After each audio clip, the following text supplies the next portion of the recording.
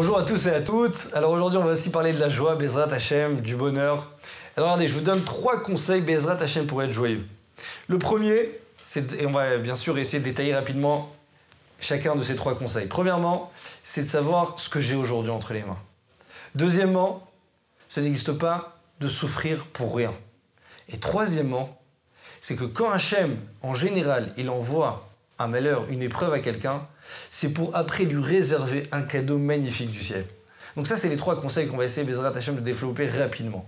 Alors premièrement, c'est quoi ce que j'ai aujourd'hui entre les mains? Ce que j'ai aujourd'hui entre les mains, c'est que des fois, pourquoi je suis malheureux? Pourquoi je ne suis pas joyeux? Parce que je regarde ce que je n'ai pas. Ça veut dire quoi? C'est-à-dire que très souvent, si on essaye de s'arrêter, on fait un peu arrêt sur image, sur ce qu'Akadosh Baruch Hu m'a déjà donné. La santé, des fois, Baruch Hashem, je suis marié, j'ai une femme, j'ai des enfants, j'ai une parnassa, j'ai une maison. Alors, si déjà je fais juste arrêt sur une image, je me dis, j'ai énormément de raisons de quoi être joyeux. Ça, c'est la première des choses. Deuxièmement, c'est quoi?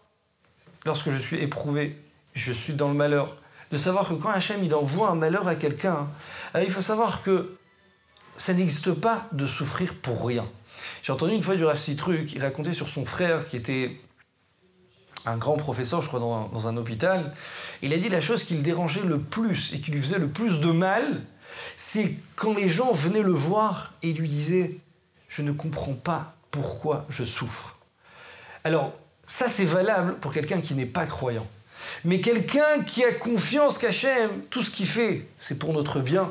Donc ça veut dire que ça n'existe pas de souffrir pour rien. Cette phrase ne veut rien dire aux yeux d'Akadosh Baruch Hu. Donc première chose à retenir, c'est quoi? C'est de savoir que quand Akadosh Baruch Hu il envoie un malheur, ce n'est pas pour rien. Il y a une raison bien précise à ça. Et troisième chose, même quand je suis dans ce malheur-là, il faut savoir qu'Akadosh Baruch Hu, quand il me l'envoie, très souvent, c'est parce qu'il veut que ça soit un tremplin pour l'avenir, pour Bezrat Hashem arriver à avoir une grande Yeshua, une grande délivrance. Maintenant, regardez, est-ce que vous avez remarqué pourquoi quelqu'un qui est joyeux, il en tout cas dégage de son visage un large sourire vers le haut? Ou par exemple, quand on veut danser, on saute, on va vers le haut. Quand quelqu'un il est angoissé, il est déprimé, qu'est-ce qu'il fait? Il est complètement recroquevillé sur lui-même vers le bas. Sa tête, elle va vers le bas. Pourquoi la joie, c'est vers le haut? Et le malheur, l'angoisse, c'est vers le bas. Et je vais aussi aller un peu plus loin dans le raisonnement.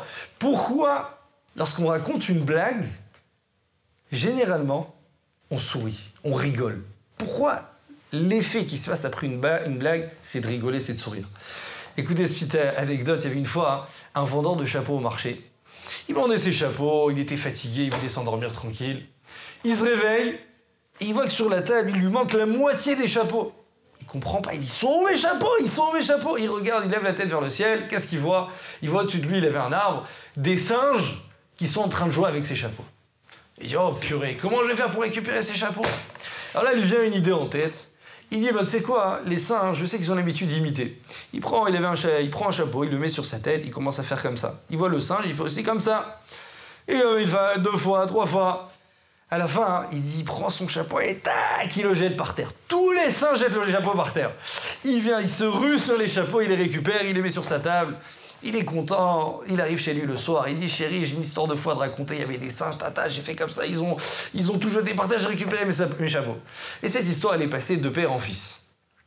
Vous connaissez l'histoire de grand-père ou pas, de père en fils. Donc, il arrive chez lui comme ça, il raconte son histoire à ses enfants, les enfants aux petits-enfants. Le petit-fils aussi est devenu vendeur de chapeaux au marché. Un jour, le petit-fils aussi vient pour se reposer, il s'assoit. Et là, il se réveille, il voit, il manque la moitié des chapeaux. Ils sont où mes chapeaux? Il lève les yeux vers le ciel, qu'est-ce qu'il voit? Il voit les singes en train de jouer avec ses chapeaux. Il se dit, Baruch Hashem, Hashem, mon grand-père m'a raconté qu'est-ce qu'il fallait faire dans ce cas-là. Il commence à prendre le chapeau, il fait comme ça, 1 fois, 2 fois, 3 fois, tac, il reprend le chapeau, paf, il le jette par terre. Descend le singe, il arrive vers lui, il le regarde, il lui met une claque. Il lui dit, tu crois que j'avais pas un grand-père aussi? Et en 2 mots, ça veut dire quoi? Ça veut dire qu'après une blague, qu'est-ce qui se passe? On rigole. Pourquoi on rigole? Parce que lorsque je raconte l'histoire, généralement, on est un peu dans le brouillard. Où il veut en venir? Qu'est-ce qu'il me veut? Ses chapeaux, singes, trucs, qu'est-ce qu'il veut? quand j'arrive à dire la conclusion, c'est quoi? C'est que là, j'ai compris le émet, la vérité. Ça veut dire quoi la vérité? C'est-à-dire que j'ai compris le message. Au début, je suis dans le brouillard. Qu'est-ce qui va faire l'effet de surprise et qui va entraîner en moi le rire? C'est cet effet que je suis arrivé d'un coup à comprendre le émet, la vérité. En 2 mots, ça veut dire quoi? C'est-à-dire que quand je suis en liaison avec le mensonge, avec le shaker, alors à ce moment-là, je suis dans l'angoisse, dans la déprime. Tout ce qui est malheur, tout ce qui est angoisse, tout ce qui est déprime, c'est le shaker. C'est dans le sitra, d'accord? Tout ce que je suis dans la joie, dans la simra, c'est que je suis dans le émet. C'est-à-dire quelqu'un qui émet, ça va entraîner, ça va provoquer en lui de la joie. Pourquoi je vous dis ça? Parce que, qu'est-ce qu'on a demandé? On a demandé, quand maintenant une personne, d'accord, elle veut être joyeuse, elle veut être sa mère. Une personne qui veut être sa mère, qui veut être dans la simcha, qui veut être dans la joie, alors, c'est comme ça que ça marche. Ça veut dire que, quand je vais avoir un large sourire, pourquoi ça va vers le haut? Pourquoi je vais sauter? C'est parce que je suis dans le émet. Ça veut dire que le haut, c'est quoi? Ça fait signe de spiritualité. Ça veut dire que je montre que je vais vers le ciel. Le ciel, c'est Akadosh Baruch Hu, c'est le émet. Quand je suis dans l'angoisse, dans le malheur, je vais vers le bas. Je vais vers la terre. C'est quoi la terre? C'est la matérialité. Ça veut dire quoi la matérialité? C'est le sheker. Ce monde, c'est un olam ha-sheker. C'est quoi un olam ha-sheker? C'est un monde de mensonges. C'est-à-dire que tant que je suis loin de la joie, alors je mets ma tête vers le bas. Je suis proche de la joie, je vais vers le haut. Ça veut dire que, en 2 mots, une personne qui veut être joyeuse, c'est une personne qui va travailler sur cette marche, sur cette pensée de quoi, comme on a dit, on a 3 pensées positives à garder en tête. La première, comme je vous ai dit, retenez-la bien, c'est savoir ce que j'ai entre les mains aujourd'hui. Ne jamais oublier ce que j'ai entre les mains aujourd'hui. C'est-à-dire qu'Akadosh Baruch Hu, ce qu'il m'a donné, c'est entièrement pour mon bien. Alors, on a malheureusement, quand on est dans la routine quotidienne, on n'a pas le temps de prendre conscience de ce qu'Hachem nous donne. Mais si je m'arrête un petit peu et je me dis, mais regarde Baruch Hachem, regarde ce que j'ai entre les mains, regarde ce qu'Akadosh Baruch Hu m'a donné.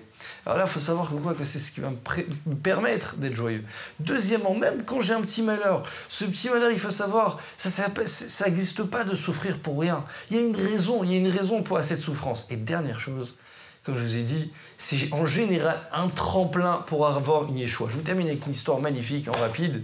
Il y avait une fois un barou, il n'arrivait pas à se marier. Un jeune homme, il n'arrivait pas à se marier. Il essayait tous les sgoulottes de la taille, il n'arrivait pas.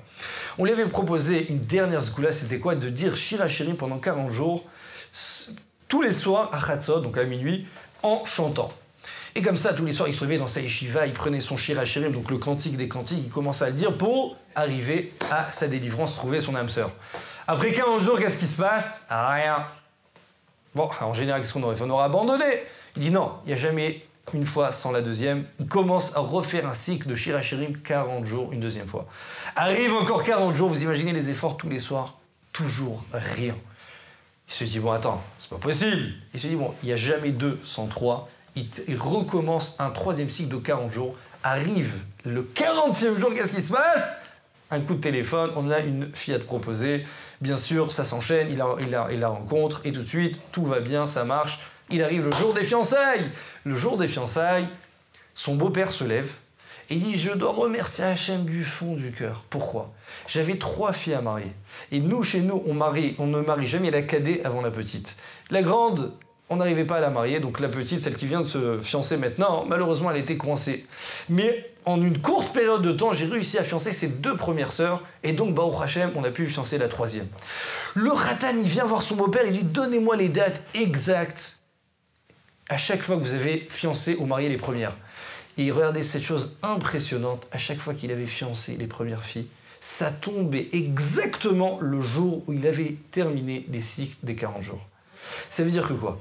Imaginez, il avait abandonné les 2 premières fois. Il se dit, bon allez, c'est pas fait pour moi, ça y est, c'est fini. Donc il aurait terminé. Akadosh Baruch Hu, il lui a dit, qu'est-ce qu'on va faire? On va te permettre de terminer tous ces 3 cycles de 40 jours. Et Bezrat Hachem, avec ça, tu vas trouver ton âme sœur. Donc le message, il est clair. Quand on se trouve dans l'épreuve, ne jamais baisser les bras, parce que généralement, c'est un tremplin pour arriver, Bezrat Hachem, à une grande abondance. Je vous souhaite une joie magnifique, Bezrat Hachem. Toujours avoir une pensée positive, et n'oubliez pas ces 3 conseils. À très bientôt.